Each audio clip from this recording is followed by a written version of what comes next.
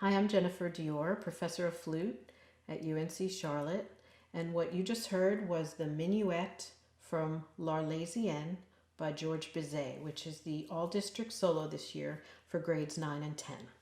So I'm going to talk to you a little bit about this piece. Some editions have a metronome marking of 72, which is fine. I would say don't go any faster than that. I would say anywhere between mid 60s, maybe 64, 63, up to 72 is acceptable tempo. I might have taken it on the slower side. So piano dolce, it starts out sweetly. Just be very careful you don't start so soft that you have trouble getting the high notes out. So really the biggest challenge I think in this piece is to have smooth skips. So just work on them to make sure that none of your high notes pop out louder than your lower notes. So maybe start mezzo piano to the beginning, because then we have a pianissimo three lines lower, so you want to sound softer. If you've never seen the marking before with the dot and the dash, like the second line on the E flats, that means legato tongue. You see it a lot in this piece. So not, but tongued and attached, or what we call legato tongue. Same thing in measure 9. And now again here on these skips in measure 12.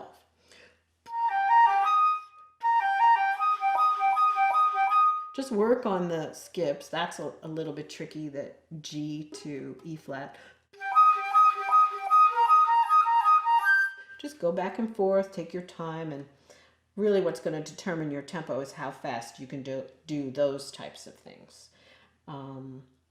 So breathing isn't that hard. There are a lot of good spots to take catch breaths. You can take them here or here. Try not to take it during this measure. You can even take it here.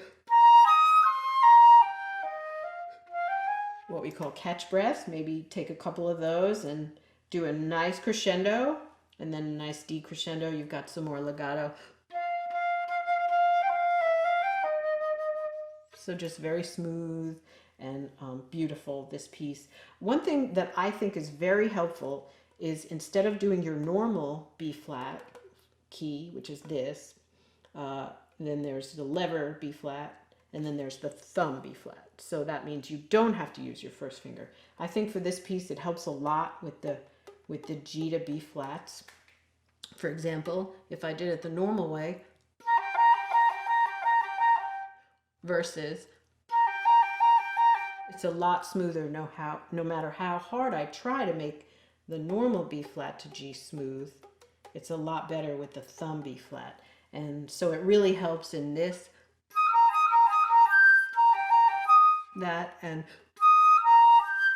so I would urge you that it's very much worth getting used to the thumb B flat. Now the only times you would be concerned about moving it back over would be in the descending chromatic line. That's measure 26, but then you just slide it back over during the G's, because you've got that C flat in that measure. And then the same thing in measure 38.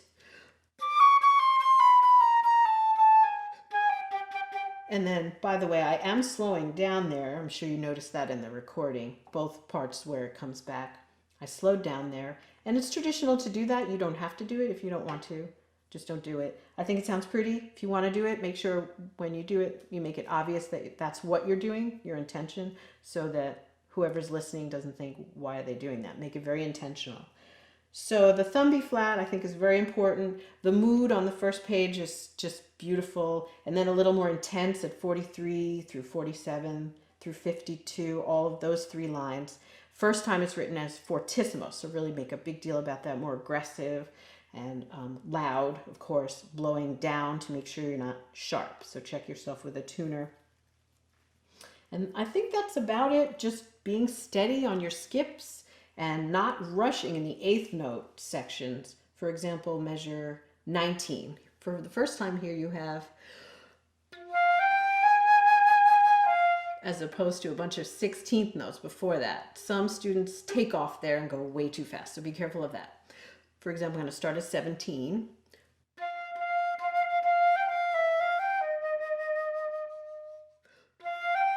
Make sure you don't rush, take off there. So be very careful there that it doesn't get faster.